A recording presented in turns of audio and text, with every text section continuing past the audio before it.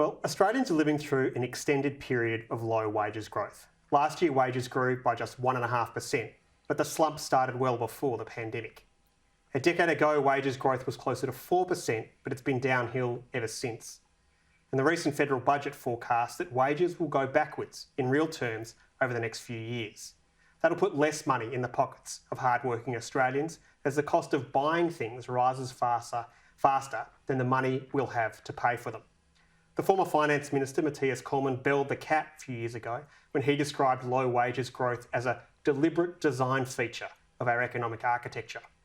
Well, that deliberate design needs to change. We need the economy to work in the interests of everyday Australians once again. So how do we do it? Well, first, we can support a little bit more for those who have the least. Around 1 in 5 workers are paid on the safety net, either on the minimum wage or the relevant award. Raising the minimum isn't going to bankrupt the nation at a time when company profits are surging. Secondly, we can stop the exploitation of workers. A fair day's pay for a fair day's work was the mantra Australia was built upon. We need national laws to stop deliberate underpayment of wages and make sure that 2 people doing the same job get paid the same amount.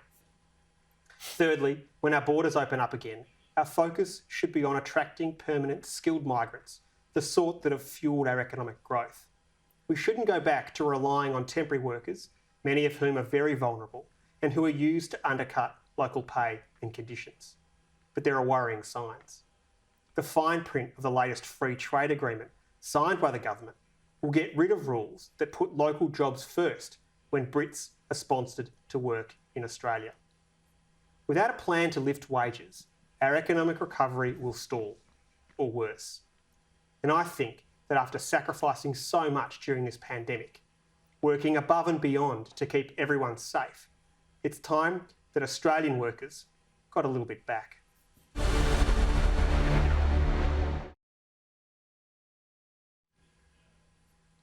So Campbell, it's been a devastating pandemic. Should we be giving a little bit back to the workers who've gotten us through?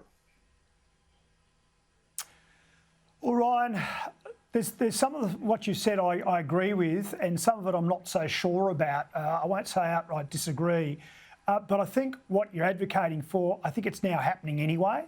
I think the interesting thing is you talked about Matthias Cormann belling the cat. Well, there was another comment the last week or so by the Governor of the Reserve Bank, Philip Lowe, who essentially seemed to be conceding that, or admitting that, you know, high rates of immigration to Australia, I think a couple of 100,000 a year, were essentially keeping a real lid on wage pressures. So that rate of immigration is critically important. You've talked about distinguishing there between, you know, skilled, high-value sort of workers and sort of a whole lot of people doing lower paid jobs. But it's, I think if, and you're on the right, you're obviously saying the right thing there, but I think the overall number needs to come back if we're to see that. But can I say, when I talk to people in business, as you probably know, I'm in business, I think there are strong wage pressures growing in certain sectors right now. For example, in sort of heavy engineering, manufacturing work, with skilled trades, in the building industry. I think you're seeing wage pressures right now, and people can't get people probably because of the cap on immigration. So I think it's coming, and I think inflation's coming. And look, once upon a time I might have been saying, well, is that right as well? Well, these days I don't know. I mean, I've been told by a lot of politicians and people in the RBA that we want a bit of inflation. Well, I think we've got to be careful what we wish for, because I can remember inflation, double-digit inflation and really, really high interest rates. So that sort of worries me as well. But I think you're going to get your wish anyway, is probably the way I'd sum up. I think it's coming. It's coming pretty soon. Caroline, any thoughts? Well, look, I do think that some wage growth is important, and real wage growth is important, not just nominal wage growth, and particularly how we're seeing property prices increase. We're going to have increased issues with housing affordability if we don't have some sort of wages growth. But we're kind of stuck between two things here, where people don't want to pay a lot for goods. We've been importing low inflation for a very long time. Costs of energy have gone up. So when it comes to goods and services produced in Australia, they're becoming more expensive. So the consumer has to be prepared to pay more, or otherwise we need to find productivity advances in other places. And just the point that you made with regards to the surging of company profits, I'm not quite sure whether the minimum wage and the surging company profits are necessarily correlative or causative, or whether they're correlative. So I think it's really important to see what kind of businesses are having those surging profits, what those profits are surging on the back of. Now, I don't condone any position where company profits surge, but workers are being underpaid. Underpayment and incorrect payment, that should be illegal. I totally agree with you there. But if companies are making profits on the back of other technological advancements, well then you can't really criticise them for whatever their workforce are being paid if they're being paid properly. I actually think that the low wage growth isn't so much a problem. I actually think it's a symptom of a broader problem. And if we do want to fix that, I think it's one of those overarching reform issues that we need to have. Talk about FBT. We've got to talk about taxation more broadly. We've got to talk about industrial relations. Everything has to be on the table if we want to be able to improve that position. I don't think just looking at wages in a little box on its own is going to fix the problem. Karina, do you think we can kickstart a national conversation about the need to give Australians more in their pockets, the sort of economic reform that potentially Carolyn was talking about?